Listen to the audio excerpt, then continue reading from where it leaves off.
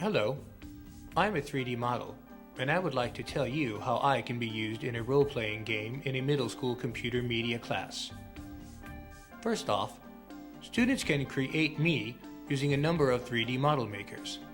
As you'll soon see, students can make their 3D models in various forms, such as human, subhuman, non-human or creature, or mechanical. After creating their 3D model, students can place a character like me in a role-playing game that would allow certain characteristics of mine to come out. During the game, students would be challenged to collaborate, problem solve, and use strategies to reach specific goals.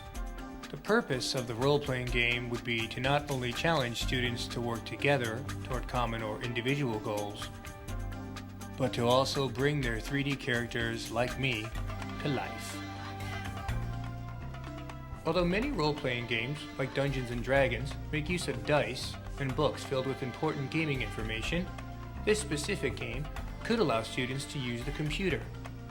I envision a map of the game being accessible to all students on their computers so that the class can see where their 3D characters are located at all times. Students would be given choices and could decide how they wanted to proceed by discussing it with other players, or they could choose to leave the decision to a random number generator like a dice roller. For the teacher of the class, there would have to be some consideration about the level of involvement that this instructor would take on during a role-playing game. Should he be the one in charge of the game, or should he just observe while the students work out their own adventure? It would be great to be the almighty game master, but it would be even more interesting to have students interact with an instant messenger so they could quickly discuss their options with other classmates. They would read the results of their decision on the computer monitor and then decide on their next move.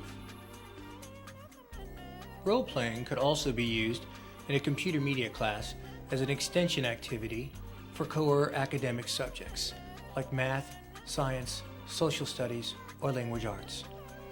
As an example, students in a social studies class studying U.S. immigration during the late 1800s could participate in a role-playing game that would let them experience this journey.